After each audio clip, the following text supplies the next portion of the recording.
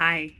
I recently did a Facebook post on my personal page that somebody said there must be a YouTube video about this, and I definitely channel a little bit of a more compact message in my blurbs on Facebook than I do on here, which is just this free flow.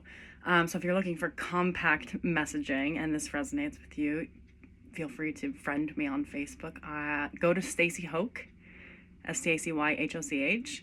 Like my business page, recommend it even if it has served you, if my work has served you, but also through that you'll be able to find Stacy Lee, which is my private page, which for some reason I tend to post more of this stuff on than my business page. But I want to talk about bodies, and this is not specific to women, but it did bring up a lot for a lot of people. So I want to share with you what I wrote and what came up for people and what I have to say about what came up for people. So I had this picture. I don't know if you can see it. Hold on, I guess I shouldn't show you like my friends list, but so I have this picture that was taken the other day, and it made me think a lot. So it's a picture of me and my kids, but obviously my legs are like very visible. And when I was a kid, one of my nicknames out of the many of the theys that had a thing to say about my body was legs. And that was a praised thing, right? But there were many other things in that objectification that were not praiseworthy. So I want to write about this. I did write about this. I'm going to share with you what I wrote about this. So I wrote, when I was born, my dad said, "You've got to be kidding me, put it back," when I came out a girl. As a kid, they called me Buffy for being built like a buffalo, aka fat. 6th grade, they called me bored for my small breasts. In 6th grade. I actually ended up dating the dude who started that whole thing for like 10 years, which is crazy. 7th grade, they called me legs, which this picture got me thinking about. High school, fat. I've been called many things, good or bad, objectified, scrutinized, or praised for being in a body I didn't design the shape of. Now I'm primarily called mama. Being born a woman privileged me with the ability to give birth. My board fed my babies human milk for over a decade. My legs carried my babes in tow. My fat ass gave me a cushion when they cried in my lap for longer than sitting or crying are comfortable. My body wasn't for anyone who ever had a word to say about it. It isn't for what it looks like for you, but what it does and who it is for them. And for what it feels like to be in, which I bet half the people who ever had anything to say about it wish that they knew secretly. Men in younger grades, right? The objects of my affection will always be more important to me than the words demonstrating my objectification. When here, all some may see is legs in this photo, or fat, or lack. All I see is them. They are who my body was meant to make, not your good graces. I am many things. The closest of all to what's true is buffalo. Look at me still charging life's red flags when they're flying in my face. All the words meant to bring me down have taught me something it took me almost 40 years to learn. When I go down, it'll be on my ground, not by someone else's words. My body is my ground. When we talk about getting grounded, we're literally just talking about getting inside of our bodies and not dissociating. And there, when I'm going down, will be 4 buffalo calves whom I've not gone down without a fight for, standing their ground beside me. So lots of people had a lot of things to say about this. And primarily, they were things like what we probably all heard if you come from a system like this, that's going to go straight from your lips to your hips. My grandfather used to literally, when I was a child, grab my ass and tell me that I was fat. I was like 5 years old. "Oh, you're getting a little chunky there, aren't you?" the things that a lot of people have heard, somebody said that their mom used to take a bite, this is me with my kids, to be fair, but I'm not like, oh, I'm doing it to make you not fat. I'm just like, hey, can I have a bite of that? But she said her mom would take like half of the thing and then say, I'm doing you a favor, so you're not going to get fat. So objectification, I don't think any of us, especially if you're a woman, can get away from. So, and then a lot of people were saying, oh my God, I always thought you were so beautiful back then. Like it's obvious to me now that anything anybody ever said was about them and not really about like who they said it to, because other people who've been with me through my history have said like, you were beautiful inside and out the entire time I've known you. It's really ironic to me that anybody would ever have those kinds of things to say about you. And I think maybe it's more true that they stuck, and maybe people say these things about everybody, and maybe they don't stick for people, but maybe they stick for people like us because we were systematically taught to care more about what other people think of us than what we think. And I personally was systematically taught to feel more what other people feel than what I feel. And I know in my system that was a survival mechanism. I mean, it was literally handed down to me and taught to me, like, this is going to be the way you're going to survive. And I think in a way, it was a form of protection for me. So that hypervigilance, though, about I feel what other people are feeling more than I feel. Can't be in your body. Of course, you're going to want to gain weight to protect, like to find a way to even ground in the body. I can't think about what I even think about because I'm literally, and this is a big thing I talk about a lot here, I talk about a lot with my clients, I talk about it in Imperfectly Sane and Earn Your Luck probably, that we are, well actually it's the other way around, I talk about it probably in Earn Your Luck more than Imperfectly Sane, but the mechanism of looking at yourself behind someone else's eyes instead of looking at life from behind your own eyes. So when we're systematically taught that our body is for somebody else. I mean, I was literally overtly spoken the words as a young child, your body is to please a man. Oh my God. You know what's amazing? I don't ever like really talk about sex, but as an adult woman, I think that the key to a healthy relationship is really good sex. And that doesn't mean mechanically good sex. It means safe sex, like truly safe sex, where the same mechanism, there's no performance, it's completely explorative, you're just totally present, right? I grew up not knowing that that was a thing for a woman. I didn't know women were allowed to have that, and I didn't think that men actually even experienced it. I thought it was all mechanical. So I lived that way a majority of my life until I got into safer relationships, and specifically this relationship that I've been in for 10 years, which is my body is my ground. It's to feel the planet and to feel partnership and to feel sensual. But I was told that it was to look good and to please somebody else. And I was hit and told it wasn't wrong that I was hit because I was bad, right? So I think none of us can get away from objectification. But when you're in a system, and that's the thing, my grandfather would do that shit in front of everybody and everybody would laugh. Nobody said a word. Nobody would say, don't touch her, don't pinch her, don't tell her she's fat. Everybody sat there and laughed because that's what my family system does to each other. And they literally think it's normal. They haven't done the work to get out of that sphere. So the objectification piece, we all have it, I think, as women. But I want you to know, like, my work and the reason I'm here on the planet at this point for this demographic of people is to help you. Like, I can literally look back now and laugh about and go, everybody who had ever had that stuff to say about it, they wish they could have sex with me, right? Or there was something that, like, even when I would hear men objectifying, like, ugly girls, like, they had an entitlement to that. And girls do this to other girls, too. Mothers do this to daughters. This is not just a male-female thing.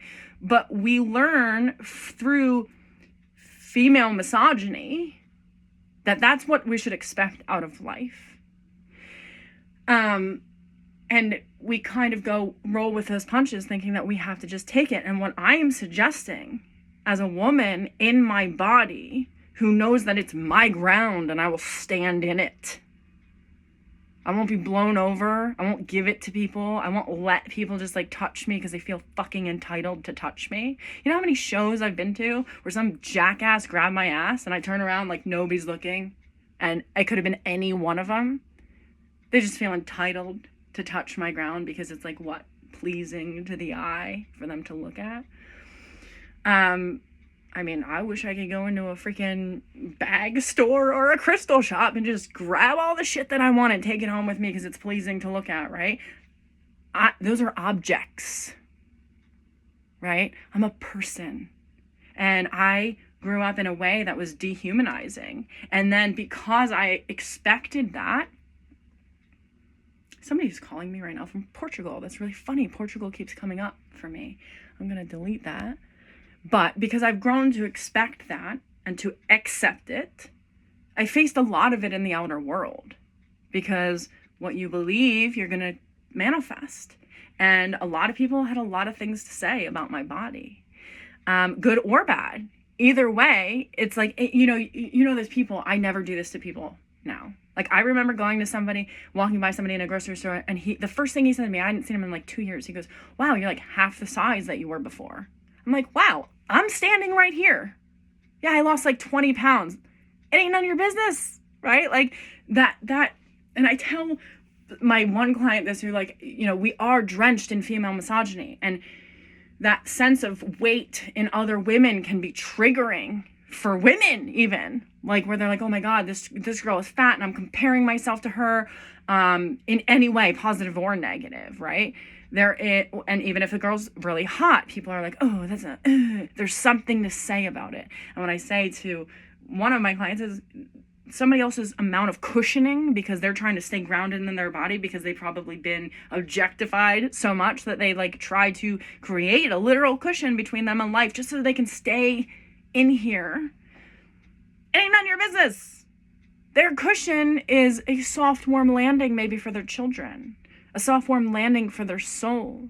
And the judgment of even other women who have a thought about it or something to say about it or project onto it, this is just the soup that we were stirred in. And we continue to just like stir the soup, thinking, oh, this is what our mothers did. This is what our fathers did. This is what we were supposed to do. And even when we get out of it, we're still in it mentally. And my work is to help people get behind their own eyes so they're not constantly looking at their body from behind somebody else's, or they're not constantly looking in hypervigilance at their actions and how they're perceived. They're being in their own perception and forthcoming with that perception instead of somebody else like projecting that perception at them. And that's when you can live an authentic, centered life. This is like what I hope to get you to the point in soul centering after toxic shame. Being inside of the body, in the center of your life, so everything external is not all wobbly. You know, a lot of people have, oh, my work is here, my kids are here, my house is here, my friends are here, and there's some things that are more inflated than other things, and then all of those spokes make the wheel wobbly. And there's a way to have an integrated personality, an integrated psyche, an integrated house for your soul that you can ground into. But that starts with stopping the objectification of self, knowing, oh, that's a red flag, right? When somebody does that to me, and I can charge it instead of look at the red flag and go, oh, they want me to do something, right? That's like the bull that's charging the red flag isn't going, oh, they want me to do something. It's like, fuck this flag, get it out of my face. It's in my face, it's bothering me, right? So they charge it, and they're not doing it because like other people find performance in that. And somebody maybe be performative, maybe be a crazy bitch. I'm not saying I literally charge it, but energetically, I don't deal with those things anymore, internally or externally, the way that I used to, because I can see my life behind my eyes, and my body ain't none of your business. And I'm not going to perform for you because it would be convenient. And I'm also not going to cover myself up because that would be more convenient for you, and because you believe that me not doing it is a performance for you. No, brah. I dress comfortably for me. I have texture issues. I only like to wear what I like to wear. If I could get away with it, I wouldn't wear clothes ever. Halfway autistic there. That's the thing. That's me. It has nothing to do with you. And there's well, I'm not going to get into that, but so point is, when you can see behind your own eyes and you can look at other people who objectify you and go, it's really, my ground is my literal personal territory, internal and external. And when you try to invade it in any way by acting like I'm only my body, which is just like a part of my ground, and you have something to say about it that makes me go, oh, I should maybe diminish my own territory and go hide in one of the caves in my territory instead of come to the, this is what I'm writing in my new book. I don't even want to share it with you because I want to keep the inner space, but also this sense of when you come to the edge of your territory and you're not hiding in these caves that you always lived in, but you move out. I talked about this a little bit in Earn Your Luck, but I'm really going to get into it in this book about boundaries. When you can say, I'm sitting at my cave, I got my fire lit, but here's some douchebag trying to come in. And if they don't seem friendly, I'm going to run to the edge of my territory. Energetically speaking, I don't even have to say a word. I just come to the forefront of my own energy system. And no, they ain't coming in. I'm there. I'm all there. I have swelled. I call it swell when I feel energetically diminished, and I say to myself, swell. Because I know that okay, there's more room for me here, and they're getting in, and that's only because there's a void in my system that's kind of going, oh, they want me to perform, or they're doing this thing, or they're watching me. The observation effect is real, right? And it changes something, and instead of going, they're watching me, I can go, swell, I'm watching them. I'm watching them. I become, when somebody perpetrates upon me, the predator. When somebody's coming onto my territory, that is a threat.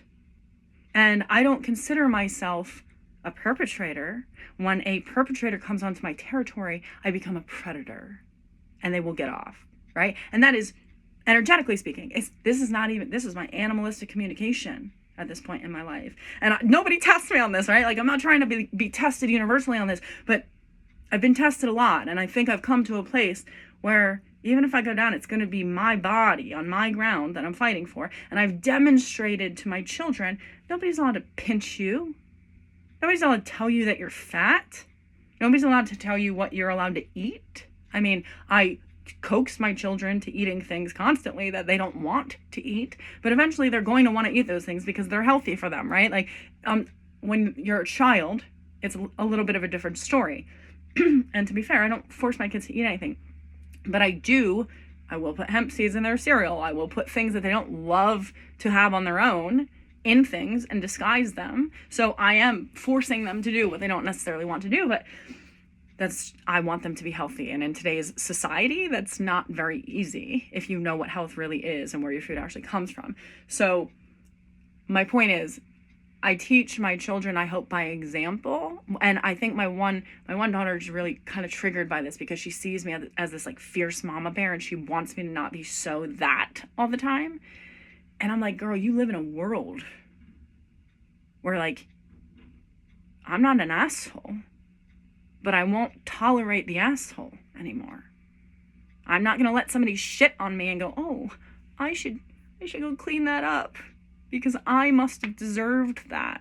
Because that's what life will make you think if you grow up in a system like that. And then you go into the outer world, and that's what you will receive, because those are the neural pathways. That's the energy voids that you're used to letting people get in on those pathways. We could talk about neural pathways. I see energetic pathways where there are voids. And once you get all in there and you change the pathway, you just stop attracting things like that, right?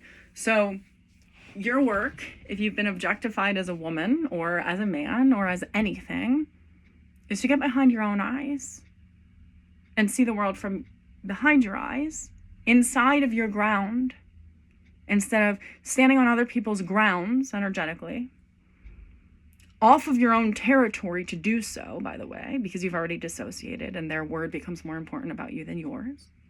And look back at your territory and go, oh, I could have changed that. My house is a little messy there, blah, blah, blah. No. When you stay in your ground and on your ground, objectification doesn't touch you. It just doesn't touch you as much. And if it does, you're all the way there touching it and going, yeah, I mean, there's something to bounce off of because I'm all in here. I'm here now. And if you can't see me, that's really none of my business. But I can see you, and I know you're trying to get in here in some way, and it's not going to work. So I hope this was helpful and makes sense to you, that you can be the buffalo, right? Like, they called me Buffy. And again, this is what I love about transmutation. This is what I love about really healing patterns. I believe on a soul level, I chose this. I don't feel victimized by this. Every part of my journey, even the parts that I really would love to not relive that still stick in me, I know I wouldn't be who I am without those things. And I know on a soul level, I was made to be the buffalo. I was made to charge it, right? And to deny that, my family always wanted me to deny that. To deny that is a nullification of my truth, and not even just my truth, my actual personhood, right? I'm not even trying to be oh, I'm going to be the ultimate truth. It's just my personhood that was nullified and denied when I came to be yeah, I mean, I look like this and I didn't design this. It's not for you. I look like this because I live behind these eyes, and the beauty that I see is the beauty that's reflected, right? And people they wanted me to constantly look at myself behind their eyes and change something or do something for them or perform for them or give them something because I was just a woman with a body. No more. So you can be the buffalo, and you can stop going on other people's territories to see who you are and check out what your land looks like from a distance. You can just stay on your territory, explore it from the edge of your own territory, looking back in, instead of stepping out onto somebody else's to look back in. Just go to the edge of your own. Then there's nothing that they can even get in on. There's something to bounce off of, right? You're right there at the edge. You go, yeah, I see you. You see me. Psh, step off.